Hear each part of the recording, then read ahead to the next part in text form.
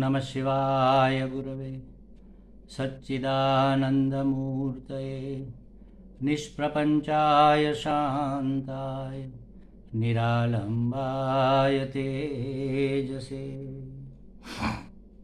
हरिओम प्रभु जी। आज के इस प्रश्न परिषद में आप सबका स्वागत है। आज का प्रश्न भावनगर से नगीनदास पिठवा जी का है। उन्होंने पूछा है कि श्री भगवान अर्जुन को रहस्यपूर्ण ज्ञान देते हैं, यह सर्वगुह्यतम ज्ञान का सत्य क्या है? रहस्यपूर्ण सर्वगुह्यतम ज्ञान भगवान अर्जुन को देते हैं, क्या है इस सर्वगुह्यतम ज्ञान का रहस्य? माने कि यह सर्वगुह्यतम ज्ञान क्या है? ये उन्होंने पूछा है 18वें अध्याय के 64वें श्लोक के अंतर्गत, इसके अनुसंधान में। पहले श्लोक देखते हैं, फिर इसको समझने का प्रयत्न करते हैं। सर्वगुह्यतमं भूयः शृणु मे परमं वचः, इष्टोऽसि मे दृढमिति ततो वक्ष्यामि ते हितम्। क्या कहते भगवान? देखो, सर्वगुह्यतमं मे परमं वचः, संपूर्ण गोपनीय, अति गोपनीय। सर्वगुह्यतम माने संपूर्ण गोपनीय, अतिशय गोपनीय। में परमम वचः, मारा परम रहस्य युक्त वचन को भूयः शृणु, फिर से सुन।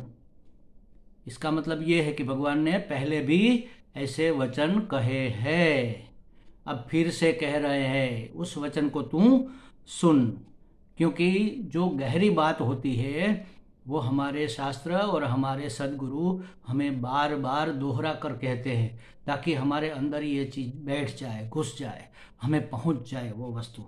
तो संपूर्ण गोपनीय से भी अति गोपनीय, सर्वगुह्यतमम का मतलब है सर्व छिपाने वाली वस्तुओं में से भी सबसे रहस्यपूर्ण मेरे परम रहस्यमय वचन को अब तू सुन।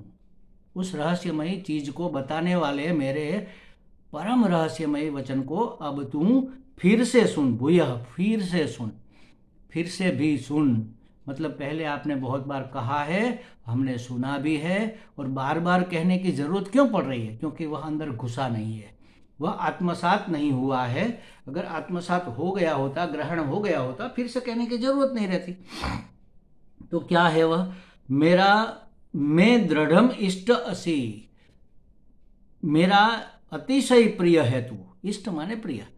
क्यों मैं तुम्हें कहूंगा? क्योंकि तू मेरा अतिशय प्रिय है।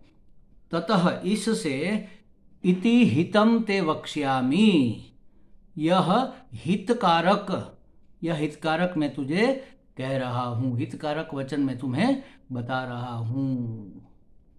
देखो, गीता जी को पढ़ने का, समझने का, अध्ययन करने का एक रहस्य मैं आपको बता देता हूं। जब भगवान कोई बात कहते हैं और अर्जुन के मन में कोई प्रश्न उठता है, तो तुरंत ही उसका जवाब भगवान देते हैं। वहाँ हमें सावधान हो जाना चाहिए। जैसे भगवान ने कहा कि अपने मन को वश में करके तू फिर सब कुछ कर, तब अर्जुन ने प्रश्न उठाया कि भगवान, मन को वश करना तो वायु को मुट्ठी में बांधने जैसा कठिन है, बहुत सुदुष्कर, इसको हम कैसे करें? तुरंत जवाब उसका होगा। अगर ऐसा कोई प्रश्न उठता है तो हमें तुरंत सावधान हो जाना चाहिए, हाँ अब इसका जवाब आएगा। तब भगवान ने कहा, अभ्यासेन तु कौन्तेय वैराग्येण च गृह्यते। हे अर्जुन, अभ्यास और वैराग्य से तू इसको, इस सिद्धि को पा सकता है। जब भी ऐसा कोई प्रश्न उठता है, या तो देखो अभी आप सुन रहे हो ना, तो मैं बात करते करते कहूँगा देखो सुनो, तो आप देख तो रहे, सुन तो रहे, फिर भी क्यों मैं कह रहा हूँ? क्योंकि अब जो बात आने वाली है वह जरा सूक्ष्म बात है और महत्वपूर्ण बात है, रहस्यपूर्ण बात है, इसको पकड़ना मुश्किल है। इसलिए आप सावधान तो हो, लेकिन और सावधान हो जाओ। सावधान माने मन को, चित्त को यहाँ लगाकर एकाग्रता से सुनो। मन का एक पाँव यहाँ और एक पाँव कहीं और विषयों को ढूंढ रहा है, तो ऐसे ये पकड़ में आएगा नहीं। तो हमें 100% यहाँ प्रेजेंट रहना पड़ेगा, तब ये बात समझ में आएगी। तो यहाँ इससे पहले भी कई बार भगवान ने कहा कि सुन, तू मेरा मित्र है, इसलिए मैंने तुम्हें यह विश्वरूप विराट रूप दिखाया। तो यह दिखाया माने इससे पहले जो हो गया वह विराट रूप था। तो फिर से वापस मुड़ के उसको फिर से एक बार देख लो, पढ़ लो कि हाँ, ये विराट रूप की भगवान बात कर रहे हैं, क्योंकि मैं उसका प्रिय हूँ। तो अंत में भी कहेंगे कि हे अर्जुन, तू अब मेरी एक बहुत महत्वपूर्ण सर्वगुह्यतमम बात सुन, जो यहाँ कह रहे हैं ना। क्यों मैं कहूँगा तुम्हें? तुम्हारे हित के लिए। मेरे हित के लिए आप क्यों कह रहे? क्योंकि तू मुझे अतिशय प्रिय है। दृढ़म इष्ट असि, मेरा अतिशय प्रिय है तू, इसलिए मैं तुझे कहूँगा। क्योंकि शिव को तो जीव अतिशय प्रिय है, परम को स्वयं बहुत ही प्रिय है, परमात्मा को आत्मा अतिशय प्रिय, क्योंकि आत्मा परमात्मा ही है, इसलिए प्रिय। देखो, हर एक को अपना बेटा सबसे ज़्यादा प्रिय क्यों होता है? क्योंकि वह अपना ही अंश है, इसलिए वह सबसे ज़्यादा प्रिय है। वास्तव में तो वह स्वयं ही सबसे ज़्यादा प्रिय है। तो तू मेरा परम प्रिय है, इसलिए मैं तुम्हें कहता हूँ। का मतलब क्या हुआ कि अब जरा ध्यान से सुनो, अब मैं जो कहूँगा वह बहुत रहस्यपूर्ण है। तो यह प्रश्न जो है, उसके पीछे के 2 श्लोक तुरंत ही ये रहस्यपूर्ण बात के हैं, इसको पकड़ लेना चाहिए। मेरे हिसाब से तो ये बहुत महत्वपूर्ण, मुझे तो बहुत प्रिय है दोनों श्लोक। मैं कहता हूँ कि गीता जी का संपूर्ण सार इसमें आ गया, समझ लो। क्या है इसके आगे के श्लोक? मन्मना भव मद्भक्तः मद्याजी मां नमस्कुरु मामे वैश्यसि सत्यं ते प्रतिजाने प्रियोसि मे। और दूसरा भी कहते, सर्वधर्मान् परित्यज्य माम एकं शरणं व्रज अहं त्वा सर्वपापेभ्यः मोक्षयिष्यामि मा शुचः। इन 2 श्लोकों में भगवान ने परम रहस्य की बात कह दी। साधना के गुप्त से गुप्त रहस्य को यहाँ खुला कर दिया। रहस्य जब कब कहा जाएगा? हमें लगता है कि अरे ये तो आसान, इसमें क्या रहस्य की बात है, बस उसी में रहस्य छिपा रहता है। हमारे यहाँ, हमारे एक पूर्वाश्रम में हम जब कुछ कंस्ट्रक्शन का थोड़ा बहुत काम हम करते थे, उस समय एक व्यापारी थे, स्वयं ही वह ड्राइवर भी थे, अपनी एक ट्रक थी, उसमें रेती भरकर हमें सप्लाई करते थे। तो फिर हम 2, 4, 5, 10 फेरा हो जाए तो हम कहते अरे भाई, उसका नाम लालजी भाई अपना पेमेंट लेकर जाओ, अब बहुत ज़्यादा हो गया, फिर हमें भी दिक्कत होगी इतना ज़्यादा निकालने में। तो वो आते थे, उसकी फटफटी जैसी मोटरसाइकिल थी, बिल्कुल पुरानी, चलते चलते रुक जाए ऐसी रुकती नहीं थी, लेकिन हमें लगता था कि ये कबाड़े वाली मोटरसाइकिल है। तो उसके पीछे कैरियर में एक टाट का थैला वो बांध कर लाते थे। टाट मतलब जिसमें ये सब बोरा खाली बोरा, तो वो लेकर आते थे, वो उसमें बंधा रहता था और वो हमारे पास पेमेंट लेने आते थे, हम उसको पेमेंट देते थे। हमने कहा कि अरे इतना ज़्यादा है, थोड़ा संभाल के ले जाना। तो उसने कहा सर जी ये क्या ज़्यादा है, रुको मैं आपको दिखाता हूँ।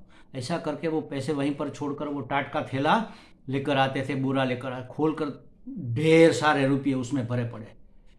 अब टाट के बोरे में फटीचर मोटरसाइकिल के पीछे बंधा हुआ, कौन सोचेगा कि ये लाखों रुपये है। और उसमें ये रुपये भी हमने जो पेमेंट किए थे वो भी उसमें डाल दिए। तो हमें लगता है इसमें कुछ नहीं हो सकता, ये सरल बात है। तो सरल में ही रहस्य छिप सकता है महाराज, बिल्कुल सरल से सरल। सरल होना सबसे कठिन है, कठिन होना कठिन नहीं है, सरल होना, एकदम सरल हो जाना सबसे कठिन है। देखो, भूखा रहना बड़ी सिद्धि नहीं है। उपवास 1, 2, 3, 4, 5, 6, 7, 8, 28 भी लोग कर लेते हैं, महीने महीने भर का उपवास भी कर लेते हैं। ये कठिन बात नहीं है। बहुत ज़्यादा खा लिया, डबल डबल ट्रबल खा लिया, ये भी बहुत कठिन बात।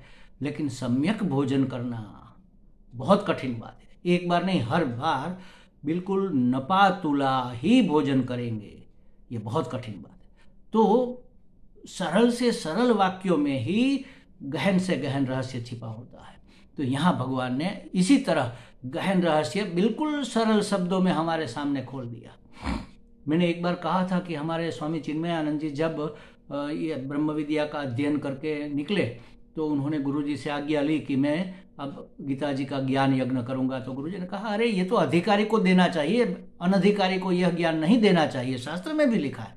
तो उसने कहा, महाराज हम दे चाहे न दे, हम देंगे लेकिन ग्रहण वही करेगा जो अधिकारी है, जो अधिकारी नहीं है उसके पल्ले ही कुछ नहीं पड़ेगा। तो ये बात है महाराज। इसके लिए अधिकारी बनकर, भगवान का प्रिय से प्रिय सखा बनकर, प्रिय से प्रिय व्यक्ति बनकर हमें भगवान की सूचना के अनुसार इसको ग्रहण करना है। ये है गुह्यतमम ज्ञान। मन मना भव मद भक्तो मद्याजिमाम नमस्कुरु। मन मना भव, मुझ में मन वाला बन। हमारा मन कहाँ होता है? संसार के विषयों में। तो उसने कहा, ये नहीं कहा कि वहां से छोड़ दे, मेरे में मन वाला बन। मेरे में मन तो एक ही है।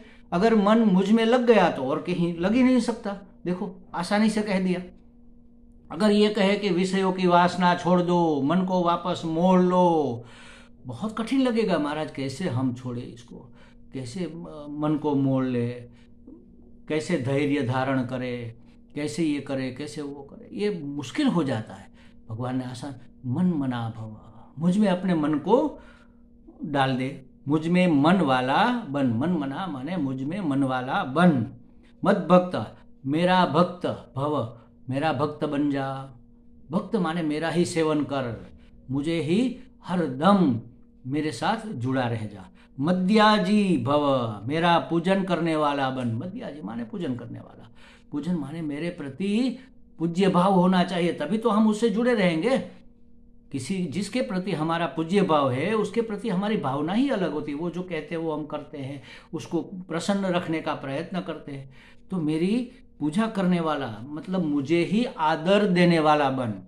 अभी हम क्या कर रहे हैं? विषयों को, संसार को, पद को, पैसे को, प्रतिष्ठा को, सगे संबंधी को, मित्र को, पुत्र को, कलत्र को आदर दे रहे हैं, उसका सम्मान कर रहे हैं, मतलब उसको स्वीकार कर रहे हैं। भगवान कहते हैं मद्याजी भव, मेरा आदर करने वाला बन, मेरा पूजन करने वाला बन। माम नमस्कुरु, मुझे ही प्रणाम कर। सबको प्रणाम करता फिरेगा लेकिन उसमें भी मुझे ही देख ले, मुझे प्रणाम कर। प्रणाम कर माने अपना अहंकार मेरे चरणों में समर्पित कर दे। मैं पना छोड़ दे। जब ये कहा जाता है, जब बकरा होता है ना, मैं करता रहता है, मैं करता रहता है। जब वह मर जाता है तब उसकी जो पतली पतली आंत होती है उसका वो रुई वाले उसको ले जाते हैं, उसका वो बनाते हैं रुई को छांटने का। तब वह तंबूर जैसा हो जाता है। उसमें से आवाज क्या निकलती है? तू ही बन जाती है। तू ही मैं कर रहा था, मर गया, अब तू ही हो गया। तो यहाँ पर भी मुझे ही प्रणाम करने वाला, नमस्कुरु मम नमस्कुरु माम नमस्कुरु, मुझे ही प्रणाम कर, मेरे चरणों में अपना अहंकार समर्पित कर दे।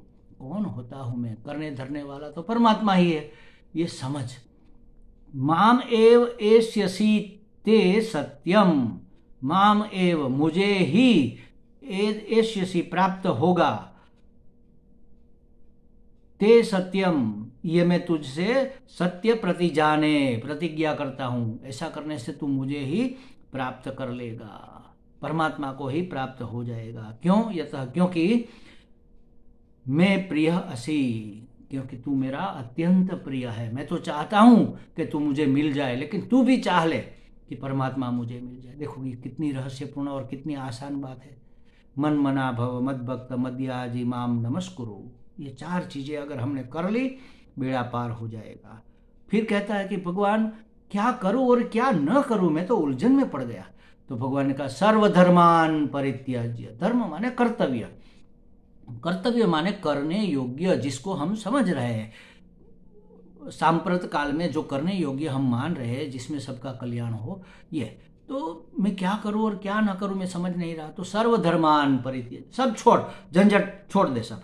सर्वधर्मान परित्यज्य, संपूर्ण धर्मों का अर्थात संपूर्ण कर्तव्य कर्मों का परित्यज्य, त्याग करके, कहाँ त्याग करना है? मेरे चरणों में समर्पित करके। त्याग करने माने छोड़ देना नहीं, मेरे चरणों में समर्पित कर दे, माने कि मुझे प्रसन्न करने के लिए, परमात्मा को प्रसन्न करने के लिए ही तू जो भी करता है वह कर, जो होता है वह होने दे। एकम माम शरणम व्रज, और एक मेरी ही शरण में आ जा। मेरी ही माने मैं, माने आत्मा, अपनी ही शरण में चला जा। व्रज माने आजा नहीं होता, व्रज माने चला जा होता है। तो इसका वास्तविक अर्थ तो यही होगा कि अपनी शरण में चला जा, मतलब आत्मनिष्ठ हो जा। अभी हम अनात्मनिष्ठ है, इस शरीर को शरीर के पालन पोषण में, रख रखाव में पड़े हुए हैं, इस अहंकार की पुष्टि में पड़े हुए हैं, इस संबंध को निभाने में पड़े हुए हैं। सब ठीक है, ठीक ही है, और कुछ नहीं है। लेकिन माम एकम शरणम व्रज, मेरी एक की ही शरण में हो जा। व्रज माने हो जा, आ जा, चला जा, जो भी आप समझो। एक ही शरण में हो जा। माम माने आत्मा, आत्मा की एक ही की शरण में हो जा। अहम त्वा सर्व पापेभ्यो मोक्षयिष्यामि, मैं तुम्हें हर पाप से मुक्त कर दूंगा। अगर आत्मा को केंद्र में रखकर आत्मतया ही अपना व्यवहार हो जाए तो फिर पाप हो ही नहीं सकता, अपने आप पाप मुक्त हो सकता है। कौन मुक्त करता है? अहम, मैं माने आत्मा, मैं आत्मा तुम्हें हर पाप से मुक्त कर दूंगा। तुम अगर मुझसे ही जुड़ा रहेगा, और किसी से नहीं जुड़ेगा, मुझसे ही जुड़ा रहेगा। मामेकम शरणम व्रज, मेरी ही शरण में आ जाएगा तो त्वाम, तुझे सर्व पापेभ्यो, सर्व पापों से मोक्षयिष्यामि, मतलब तुम्हारे कोई भी कर्म बुरे नहीं होंगे, अच्छे ही अच्छे होंगे, भलाई के होंगे, तुम्हारी भलाई और सबकी भलाई। महाशुचः, दुखी होने की जरूरत नहीं है कि मैं कुछ जानता नहीं, क्या करूं और क्या ना करूं। मत दुखी हो, या ऐसे भी मत दुखी हो कि अरे रे मुझसे इतने ज्यादा पाप हो गए, अब मेरा क्या होगा, मुझे ये फल भोगना पड़ेगा। महाशुचः, चिंता मत कर, शोक मत कर। मामेकम शरणम व्रज, एक मेरी ही मेरी मतलब आत्मा की ही शरण में आ जा, आत्मा की शरण में चला जा, आत्मा के शरणागत हो जा। देखो ये सबसे रहस्यपूर्ण बात भगवान ने गीता जी में कह दी। हमें लगता है एक तो ये तरीका भी आपको समझ में आ गया होगा। जब भी कोई बात कहनी होती है तो तुरंत उसके आगे उसका रहस्य खुला कर दिया जाता है, या तो पहले रहस्य बता दिया, फिर हमें कहा जाता है कि देखो हमने तुम्हें ये कह दिया। जैसे भगवान ने कहा तू मेरा सखा है इसलिए मैंने तुम्हें ये लाभ दिया। तो क्या लाभ दिया? जो पहले कह गए, तो उसको वापस मुड़ के फिर से देख लेना चाहिए। या तो कहे कि देखो सुनो अर्जुन, तो सुन तो रहा है लेकिन फिर भी कहा सुनो माने सावधान हो जाओ, मन को एकाग्र कर लो, मन को कहीं और जाने देने की जरूरत नहीं है। अब जो मैं कह रहा हूँ बहुत महत्वपूर्ण बात है, इसलिए हमारे शास्त्र में देखो, सुनो, समझो, ये ऐसे शब्द बार बार गुरु द्वारा बोले जाते हैं। हमें लगता है पिछवा जी को कुछ स्पष्टता हो गई होगी। हरि ओम।